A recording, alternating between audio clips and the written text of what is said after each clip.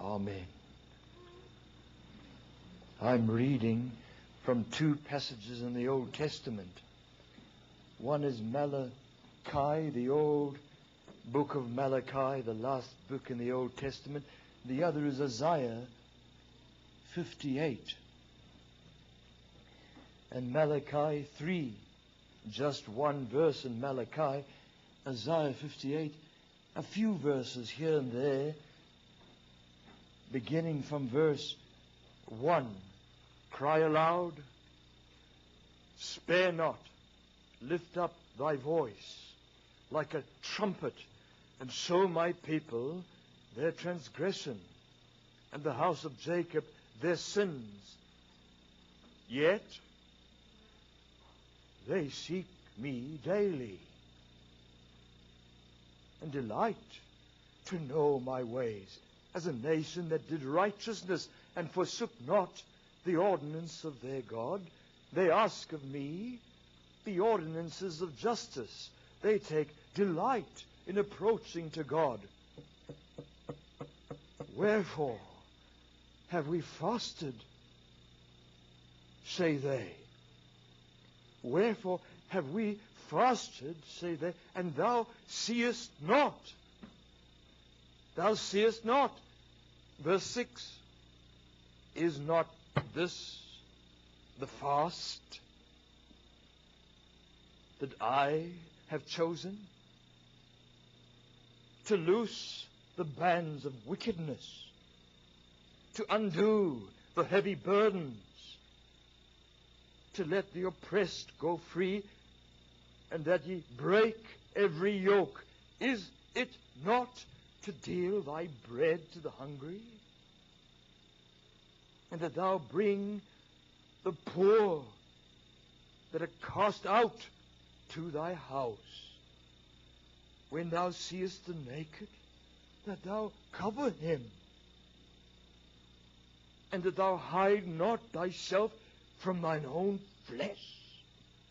Then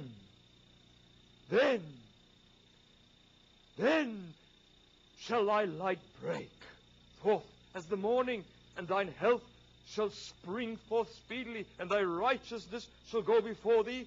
The glory of the Lord shall be thy reward. Then shalt thou call, and the Lord shall answer. Thou shalt cry, and he shall say, Here I am. If thou take away from the midst of thee the yoke, the putting forth of the finger, the speaking vanity, and if thou draw out thy soul to the hungry, and satisfy the afflicted soul, then shall thy light rise in obscurity, and thy darkness shall be as the noonday, and the Lord shall guide thee continually, and satisfy thy soul in drought, and make fat thy bones, and thou shalt be like a watered garden, and like a spring of water, whose waters fail not. And they that shall be of thee shall build the old waste places. Thou shalt raise up the foundations of many generations. And thou shalt be called the repairer of the breach, the restorer of paths to dwell in. If thou turn away thy foot from the Sabbath, from doing thy pleasure on my holy day, and call the Sabbath a delight, the holy of the Lord honorable, and shall honor him, not doing thine own ways, no finding thine own pleasure, no speaking thine own words, then shalt thou delight thyself in the Lord. And I will cause thee to ride upon the high places of the earth, and feed thee with the heritage of Jacob thy father, for the mouth of the Lord hath spoken it. And then one verse in Malachi, the last book in the Old Testament. Chapter 3, verse 10. Bring ye all the tithes into the storehouse, that there may be meat in mine house. And prove me now. Prove me now. Herewith, saith the Lord of hosts, if I will not open you the windows of heaven and pour you out a blessing, that there shall not be room enough to receive it. Initially, this verse seems to speak of God's people returning to faithfulness in tithing. But in its exact context, this call from God is for His people to return to a life of no compromise or irregularity when it comes to dealing with money or anything related to finances or our material possessions. It is a call from God for His people to return to a life of no compromise or irregularity when it comes to dealing with money or finances or anything related to their material possessions. I knew a very godly man in my country, a very wealthy man and a very godly man in the land of South Africa. And he loves God. One of the companies he owns in our land is a bus company which transports multitudes of people from the rural areas to the cities, a great percentage being the poorer class, to find transport to their workplace when and if they can ever find work.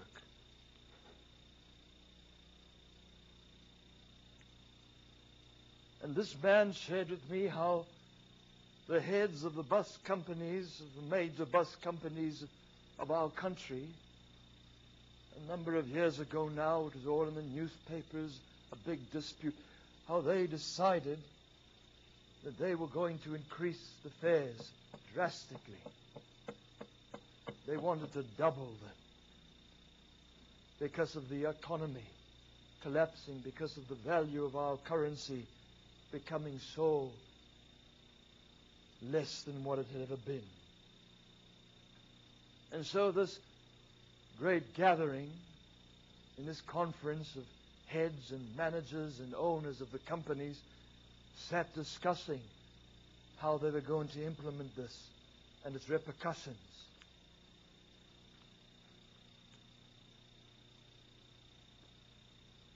He said to them at some point, we cannot do this. We dare not do this. No matter what you say of the economy or the value of our currency through devaluation, you're making good money. Be honest. You're making great profit. My conscience will not allow me to increase the fares at all. I'm making profit enough. If we increase the fares, like you say, most of the people we deal with, it won't be worth their while going to work. Such a big cut of their salaries is taken just to get to the workplace. They may as well not go to work. They'll be left with nothing if you do this. And you know it. It will be blood money. And my conscience will not allow me to stand with you in this decision you're forcing. There was great anger across that whole room, that whole center, at this man's stand of truth. He was belittled. He was rebuked. He was despised. And anger rose up against him that he trembled. He trembled at what was said to him. And the reaction of the whole crowd of company owners. He almost had to crawl from that place.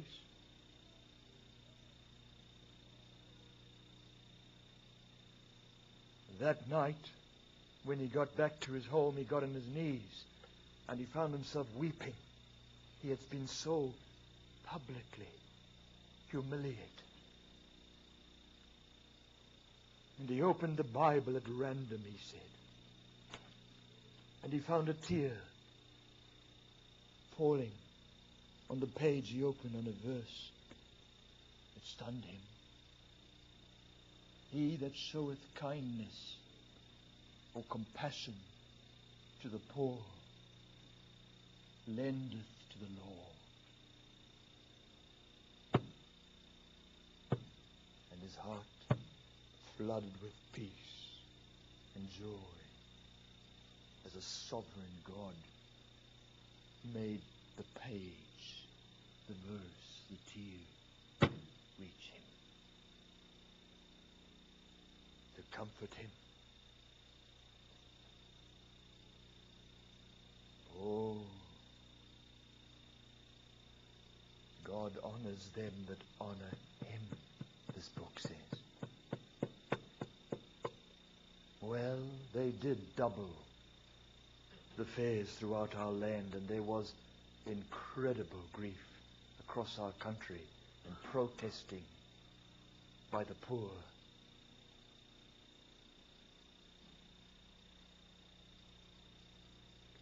I think he said within 3 years, most of the bus companies were bankrupt. But he had trebled his profits. Think of that. Think of that. Most of the companies went bankrupt, out of business. But he had trebled his profits. Do you think this Bible exaggerates one word? When God says, they that honor him, he will honor. Do you think that is something to question? To slightly question in this world when it comes to finances, to businesses?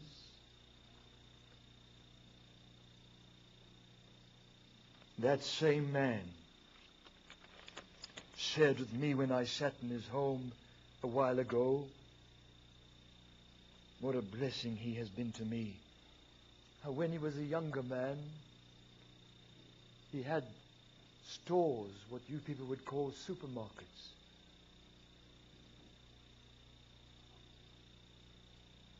And he came to Christ as a younger man while he had all these supermarkets.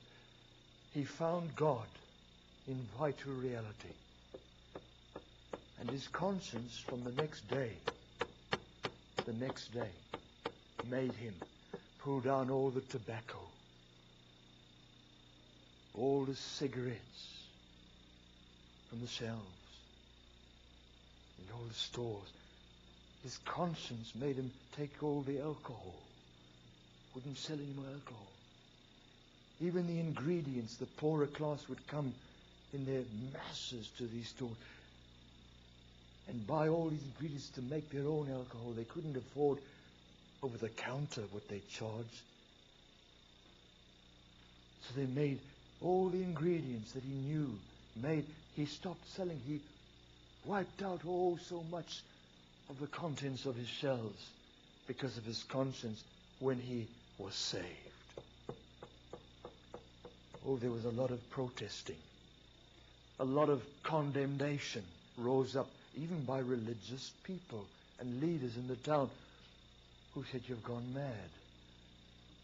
You'll lose the business. You'll lose everything. You won't survive. What are you doing?" Well, with all the protesting and the despising and the undermining of the stand he made, bringing him into the category of a fanatic, gone off his head virtually in the eyes of so many religious, he did tremble. He did tremble. But then he said, "Brother," at the end of that year, when the auditors closed the bookwork and balanced all the books, he had doubled his profit. For many years he had made before profits.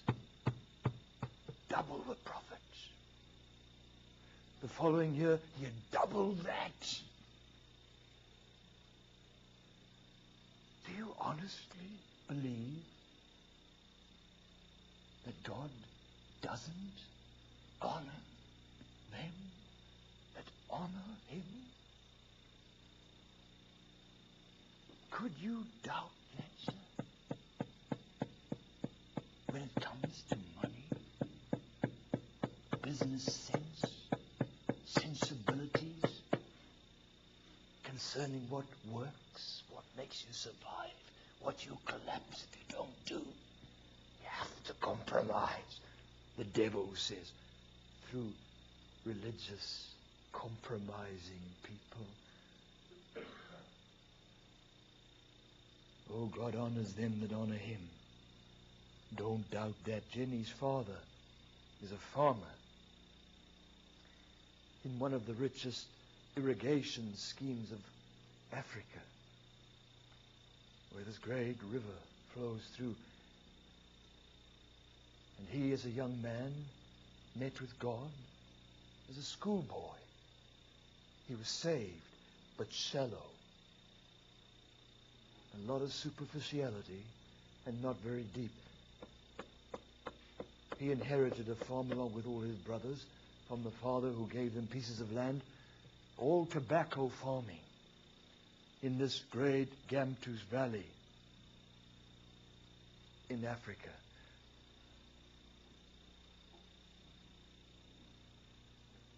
When he met with God as a Christian and found himself going deep with God through a sermon he heard where there was no compromise allowed, calling for you to absolute surrender, Andrew Murray says, or you become a grief to God and man, though you're saved. He absolutely surrendered. He had a personal Calvary. He went all through with God after these years of being a Christian, but not deep. The next day, he looked at his tobacco lands, and he got on the tractors and he plowed the tobacco in the ground.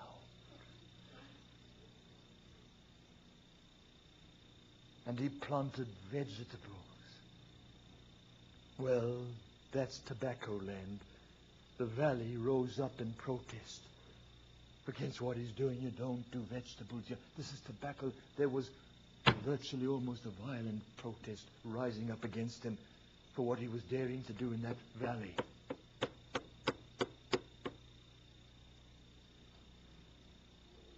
Well, within a few years, he so prospered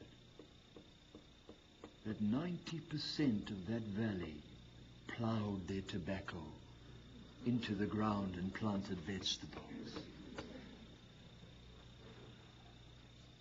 Do you honestly think God does not honor them that honor him? No compromise. No matter what the devil says, no matter what people who have business minds, people with their pulse on the economy say, no matter what anyone says, God honors them that honor him, beloved. God honors them that beloved him, that honor him. My brother Dudley, he lives in Australia now. He used to live in America. My brother Dudley, when he was saved about 38 years ago now, he was really something for a young fellow just over 20. He was the South African champion of his sport. He had sports clubs across the land. He had his own business, which was just flourishing, booming. He really was staggering. Admired by multitudes who would come to all these clubs where he would train them and have people training them. He was asked to represent his country. When his country was sanctioned from the world, sport-wise, he was so good they couldn't do without him taking part. He had to come. No one in the world was this good. But what was the sport? Well, that was the beginning days of what took over in the world of young people of sport, karate, an Eastern fighting system. Mainly self-defense, but anyway, he got mightily saved. And the next day, he said, I must close these clubs down now. Karate is of the devil, he said. He said, I don't care what anybody says. You speak to anyone who goes a little bit deep. This meditating, it's not just for concentration. It's for a power. And it's not God. And there is a power that takes hold of your senses as you go deeper. It's not of God, it's of the devil, and it's dangerous. And I'm stopping. He wouldn't go to represent his land. It was a shock. He closed all the clubs down. He said, I'm not making any money from this devilish thing anymore. Because all these people flocked in their throngs to train under something of his supervision in these clubs.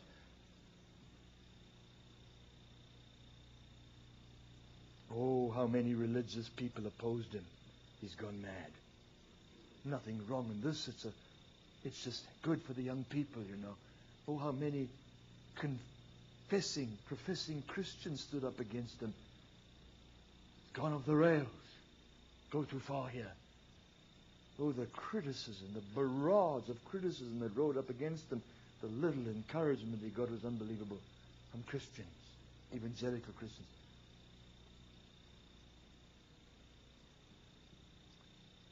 His business, flourishing, yes, for a young man. He stands up now, saved within a week. He tells everybody, this business does not work on Sunday. I make no money from this business on Sunday. It's God's day, and I'm not desecrating God's day, the Lord's day. Well, then the criticism rose up. Oh my, you're going to lose the business. His biggest dealers, the ones who gave him the most money with their contracts, the one man marched in when I was sitting there, shouting. He was like beside himself. He said, because you have become a religious fanatic.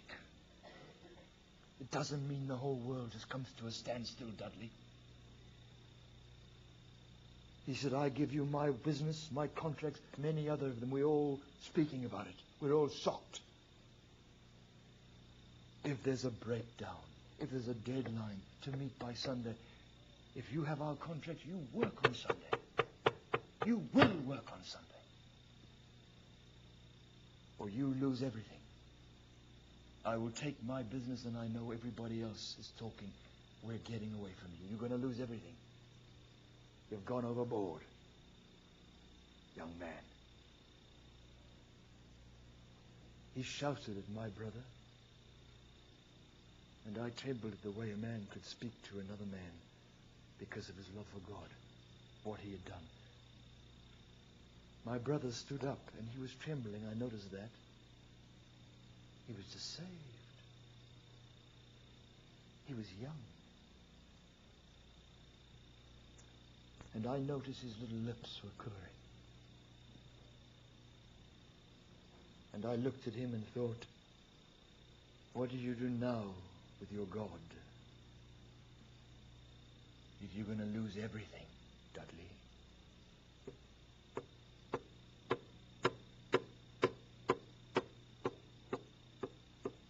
A little tear came down his face. And he said, sir, I don't care if I lose your business. I don't care if I lose this business. But I will not desecrate the Lord's day. I love God too much. Unless it is a matter of life or death, I will never again allow anyone in this business to work, even if I lose this business. Well, what happened? Well, they might have found somebody that wouldn't work on a Sunday, but they also found somebody that's a very great rarity in the world, in the business world. They found someone that they knew wouldn't overcharge them, wouldn't do superficial work or undermine jobs, wouldn't do any cheating on any level. And what things he used in all the machinery, there wouldn't be anything questionable about. Well, instead of losing their business, his business just grew and grew and grew and grew. He had to just take on workers upon workers and open up next door and hire the next building. It just went to such a state. In the end, God laid his hand on him to become a preacher and on me. And I remember my brother saying, thank God I'm getting out of all of this. It's too much. He couldn't handle it. Oh, God honors them that honor him, beloved. No matter what the devil says, through your biggest customer, threatening. No matter what the devil says through religious leaders, warning. You're going too far. This isn't God. God honors them that honor him. This book says, and I believe it. In Pretoria, the capital of South Africa, I have come to love a young couple who have found Christ a few years ago, and they have businesses in our country. He has a remarkable mind for the business world, this young fellow. He goes to China to get all the practical work done, all the labor, because it's 1/3 of what it'll cost them to do in South Africa. Labor and material, including all the costs of bringing it back. No wonder China's just, they hardly make anything with the labor. There's hardly anything of taxes. No one. What can you do? Well, let's not go into politics now. But it's China's time, isn't it? Something we've got to pray about. because we're all going to live in it. Anyway,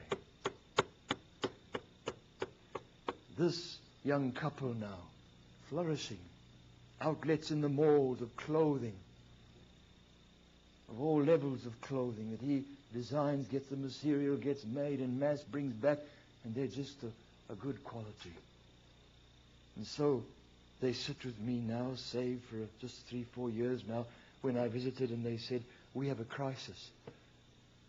What about Sunday? South Africa that used to fear God, no one worked on Sunday apart from police, ambulances, and doctors. I remember that as a boy. Albert, Melanie, our country once feared God. Sunday was a day when you didn't work. But today, we're so far from God in the generation I've lived that Sunday's the day they push to make money for selling, for shopping, the malls, everything, the entertainment in the mall, everything. Just this is the day. Everybody now. The once God-fearing South Africa desecrates God's day. Charles Finney said you can tell the spiritual state of a land by what happens on the Lord's day in that land.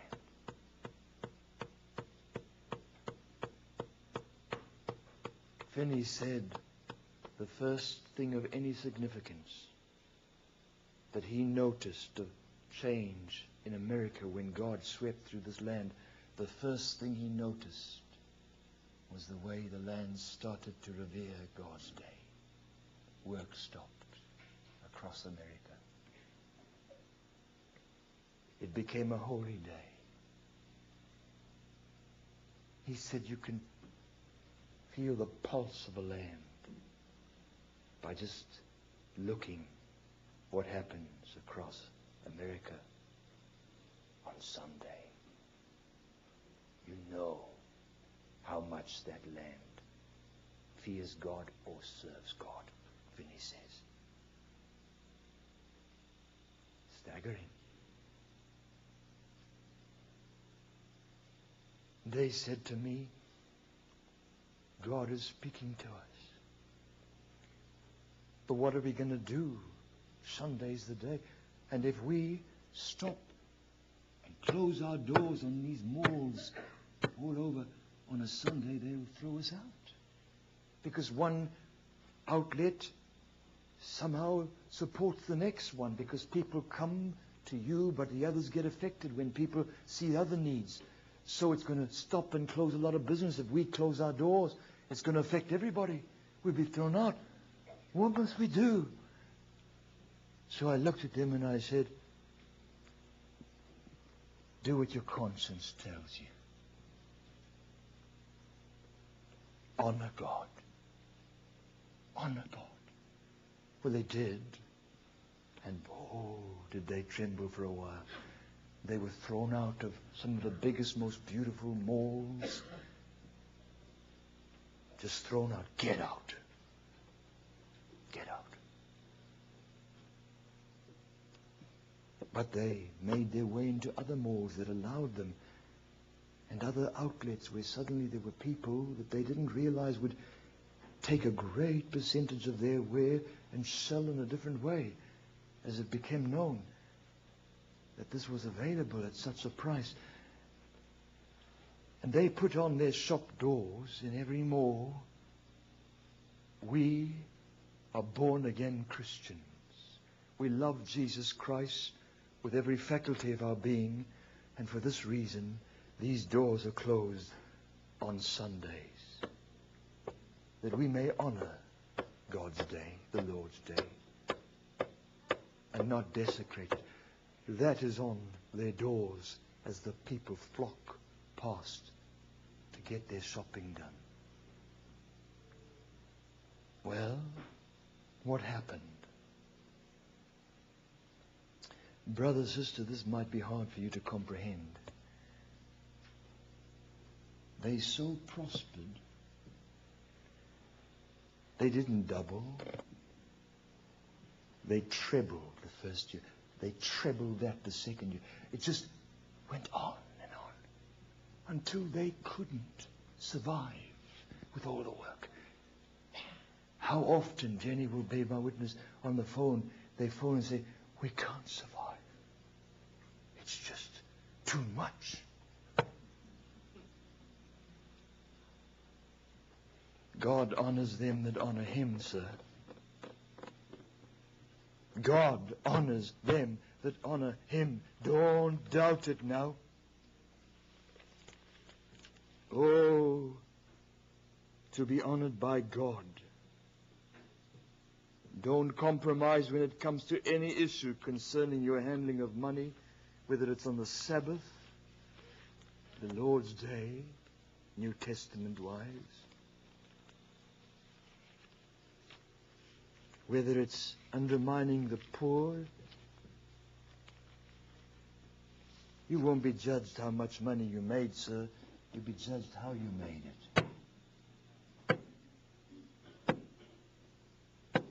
How you got it.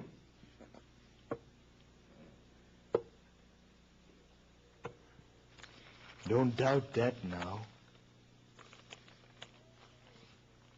Don't, in any issue, compromise when it comes to your handling the smallest penny in your life once you name the name of Jesus. Or you lose a sensitive walk with God. Don't lose that. It's not worth it. I remember when I was a young preacher in South Africa, my district superintendent came to me in a bit of a fluster and he said, Brother Keith, I'm in troubles. We have this conference, this convention, and we've got to leave early in the morning before the sun comes, and I didn't get certain things. I want you to get to the center of Pretoria before the shops close, and I want you to get these things in this shop, the only shop that sells these things. I can't do that. Don't you come back here and tell me you didn't make it. It's late, but if you rush, you get there in time. Don't you even think of coming back if you didn't get it. Well, that's tempting to break the speed limit, isn't it? When your boss says things like that. I didn't break the speed limit, but I made sure I didn't waste any time. I just made it. I got into the center of town, traffic hour and all. And I think there was about 15 minutes before all the shop doors closed. It was really the end now in the city. And I got to this shop, this particular shop, and I got out the car, and I felt for money, loose change, because the parking meter, you've got to pay to park in the center of town. Well, I didn't have the right change, so I thought, oh my. So I saw a man standing in one of the shops next to the shop where I had to go in and get these things, in another shop, another outlet in the center of the town. He was standing at the end of the day, not very busy. Obviously, he was the owner of the shop. He was a Greek man. So I went up to him and I said, sir, I need parking money.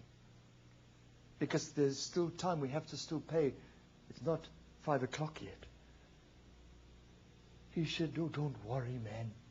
The police don't come here this time of the day. He says, you just go do your thing. I said, no, I need the money. I'll get small change. I just haven't got I'll give it back to you, but I just need to put in. I want to. He says, I won't let you. Don't be stupid. I said, I'm always very young, I suppose. He says, now you go do your work. I'll watch you. If a policeman comes, I'll go and put the money in fast. You won't get a fine. So, how do you argue with this sort of man? So I went in and did all the work, got all the stuff, and I asked them for change, and I came out, put all the stuff in the car, and then I got out the car again, and I took the money I got, the small change. Now the time had passed. You don't have to pay anymore, by the way. But I put in because I had used time. Well, I get in the car again, and I'm starting. Suddenly there's a bang on the window. This fellow was angry, by the way. I put the window down. He says, are you mad? So I saw I was in trouble. What's wrong with you? What do you put money in for now? I watched for you. I looked for you. There's no policeman in sight. The time's gone. You come here, you still put money in. What's wrong with you? So I put the car engine off and I get out and I look at him. And I said, I put it in because I'm a Christian. I belong to God. I love God. He said, but I'm a Christian too. I said, no, you're not.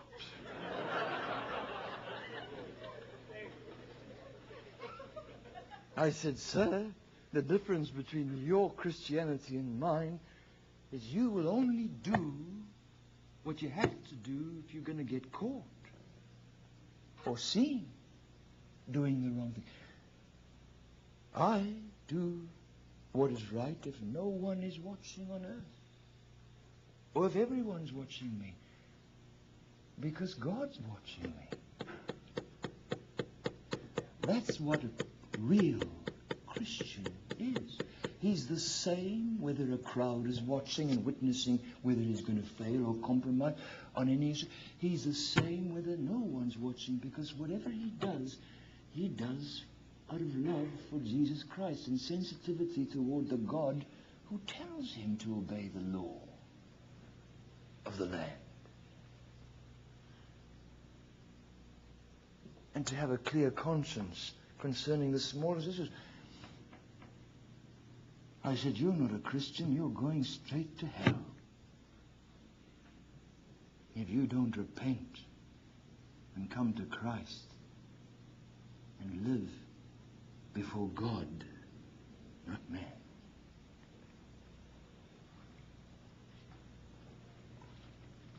One of the great missionary ladies of our country,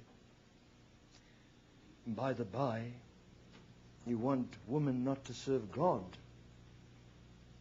I looked at one man in your country who said something about women serving God across Africa. I said, sir, you give the command to get every woman missionary off the field.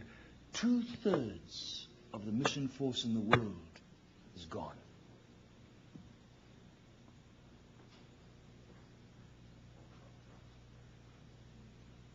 Be careful. I don't believe in domination of women going on against God's words, but be careful. In Africa, most souls who've come to Christ came through women who died in sickness because no man would go to the Congo where you die and die sick of diseases. Most men wouldn't do that. So God had to get little ladies who'd go down to the huts and be riddled with disease, but bring them to Christ. But one of the great lady missionaries of our continent, whose name is revered across Africa by the missions upon missions that were founded because of her zeal and the fruit of her life as she went to souls. Helena Garrett.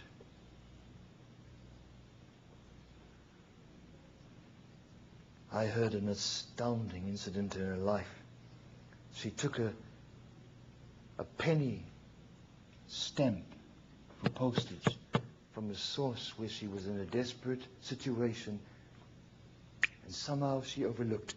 And when she remembered, that lady was in such a state to go to such extremities to get back to that situation before she could put... And someone who had seen all that it cost her to get back and put that penny in place said to her, was that necessary? All that for a penny? And that little lady said words that preachers across Africa have repeated this incident. It so stunned the Christians of our country. She said with tears in her eyes and shock on her face, young man, if you steal a penny, in God's eyes, you may as well have stolen £1 million. There's no difference.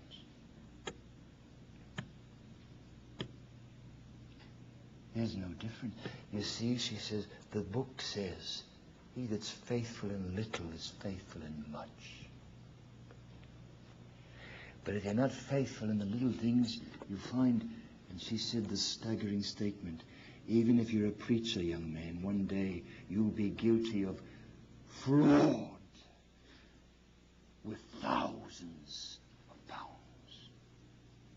If you play the fool with the pennies, one day, I guarantee you, you'll play the fool with the thousands.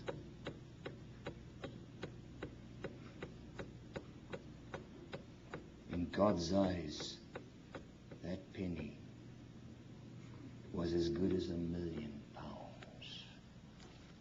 I had to bring it back when God reminded me of it. Do you know how sensitive the Holy Spirit is, beloved? Is anything on earth worth losing a tender walk with God? Will you answer God, please? Your business. Is it worth it, sir?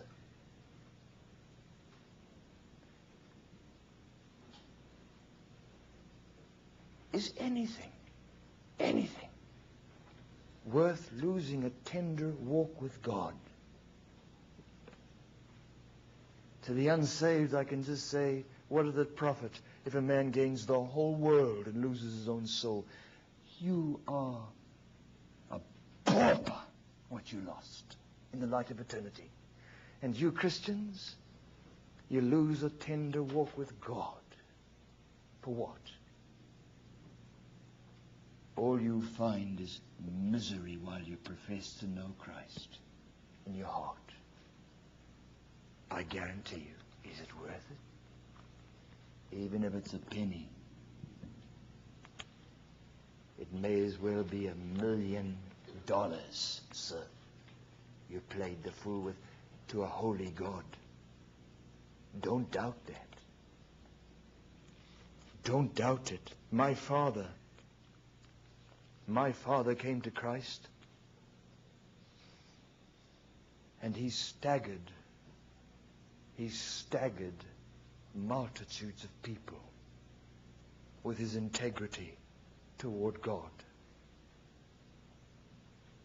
My father staggered us as a home when he confessed something we hadn't known. A great amount of the wealth he had accumulated in life had been accumulated wrongly.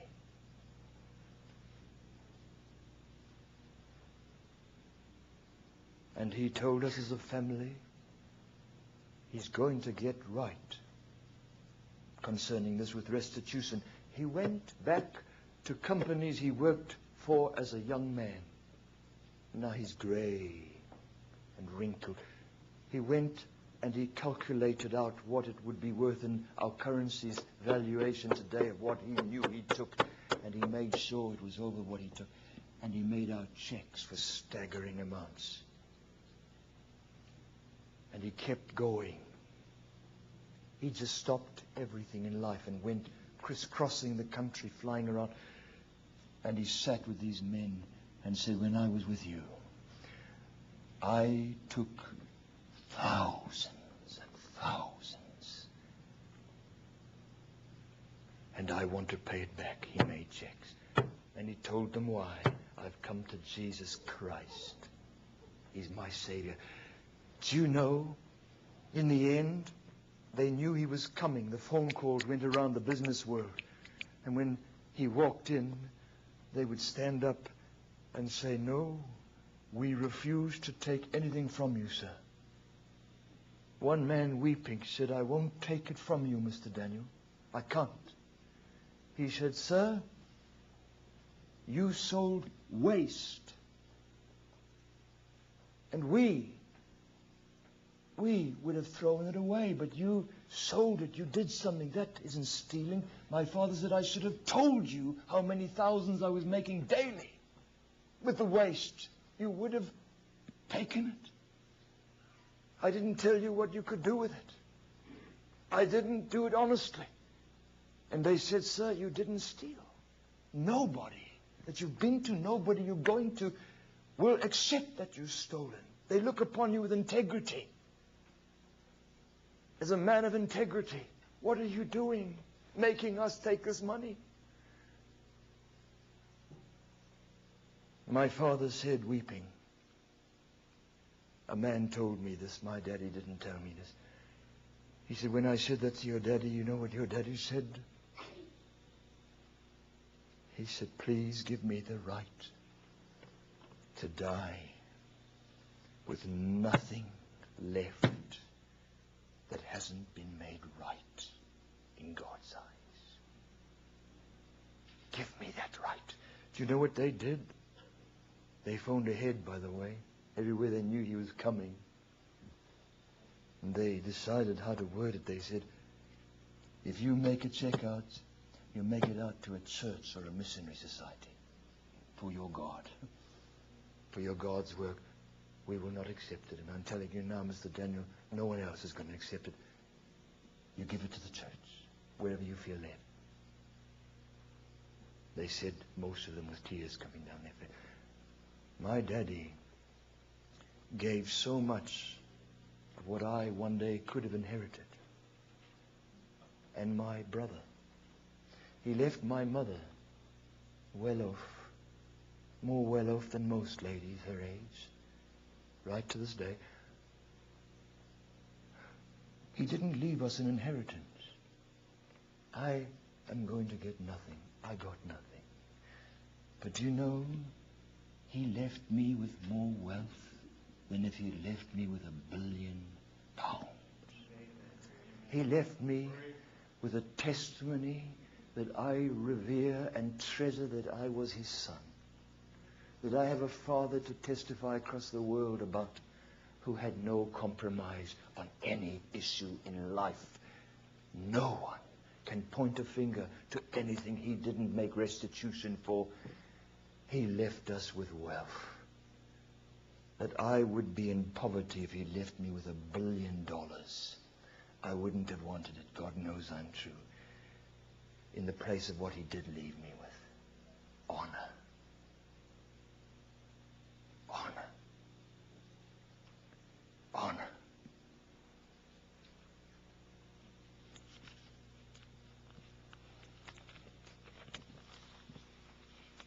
I have had to sit before many people who have had great wealth. When they come to me, town upon town, and tell me that they have had tax evasion involving millions. Now they want to seek God. What does this mean?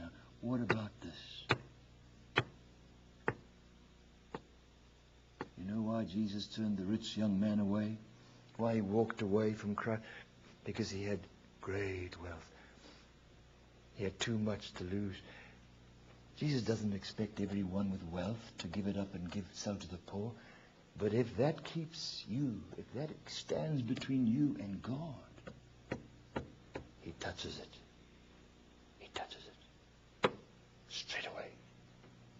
And I've seen many a man walk away with a heavy heart like the rich young man because God touched that and they weren't willing. What does it profit if a man gains the whole world and loses his own soul, Jesus said? You're poverty-stricken at death. And death is in a moment. That's all you've got, this moment called life. It's gone. So fast, it's fearful. If you don't know it yet, then you've got eternity. Sir, money is not the root of all evil. The love of money is. The love of money is. I've seen men who have wine farms of 4th generation worth millions of rands in our currency, who want to come to God, who get right with God, and they say, what about this? Where a great percentage of our poor class lie drunk daily in the gutters, and they pay them with wine. That's their money. That's all they want, just to be drunk. Drunk. So much of our population is destroyed by drink. People who want to argue about drinks. If my eating meat causes anyone to stumble, I'll stop from eating meat. And if you look me in the eyes and tell me that there's no one stumbling, if as a preacher, drink alcohol. You tell me Jesus made wine? Sir, I don't want to argue with you on Greek and everything else, or Hebrew, whether it was red or fermented. I just want to say this. In this moment of your life, if you can stand before God and say, my drinking, that others look at and say, when he does, I can. He names Christ, he preaches, he's born again. I can. And look at what percentage of the world lies drunk. They say, in the Western world, the bulk, the great majority of anyone who touches alcohol just once become alcoholics. Argue with your governments if you don't believe it. That's what they say. And you, sir, the preacher, the professing Christian, says no harm in this, you know. Well, these wine farmers ask me one after the other, and oh, the wealth. And I've said, sir, it's going to cost you. Oh, it's going to cost you. But it's going to cost you 1 billion times more if you don't do what your conscience says, to be able to get right with God and have the right to carry his name in truth and not cause multitudes to stumble and go to hell through the way you made the money.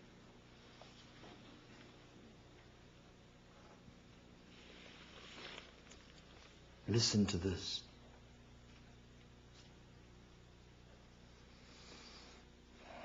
They that will be rich, Timothy 5 verse 6, they that will be rich fall into temptation and a snare, and into many foolish and hurtful lusts, which drown men in destruction and perdition. For the love of money is the root of all evil, while some coveted after her have erred from the faith, and pierced themselves through with many sorrows. But thou, O man of God, flee these things. Verse 17, charge them that are rich in the world, that they be not high-minded, nor trust in uncertain riches, but in the living God, who giveth us richly all things to enjoy, that they may do good, that they be rich in good works, ready to distribute, willing to communicate, laying up a store for themselves and a good foundation against the time to come, that they may lay hold of eternal life. God says, God's word says. Oh, I could just go on all these verses. I was hungry. You fed me not. I was naked. You clothed me not. When did we see thee hunger? Oh, sir, we're so blind to other people's needs that we can walk past a dying man and not have any compassion while we name the name of Jesus. That's possible. How dwelleth the love of God in you? If you have, and you see your brother have need, and you give not, how can you say God is in you? John says. James cries out, how can you profess to know Christ and you see your brother have need? You see him naked, destitute of daily food, and you give not that which is needful. How can you say, I have the love of God, I love God, to anyone in this world? James says in chapter 5, it's not how rich you are. It's how you got that money and what you did with it, if you got it, in this world, that God will judge you for. Well, don't you want to read James 5?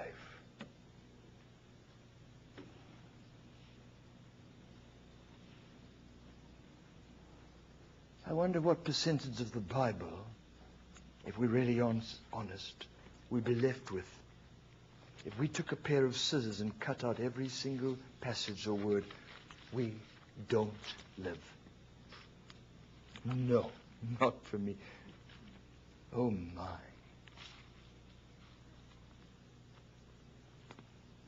How can you carry a book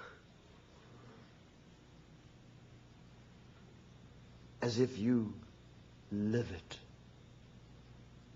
sir?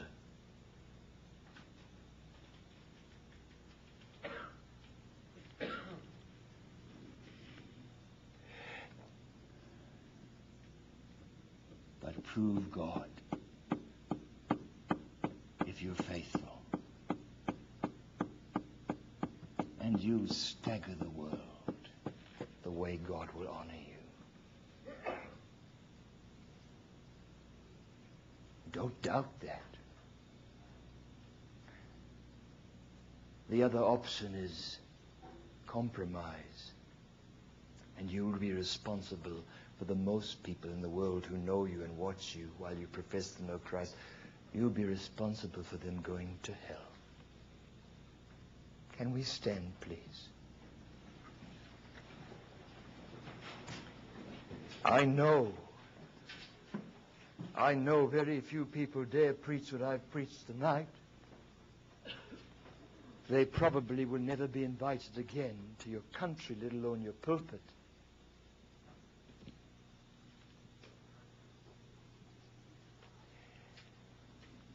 I ask every single person standing here tonight in the sight of God To walk from this day in the light of this message, or stop professing to know Jesus Christ.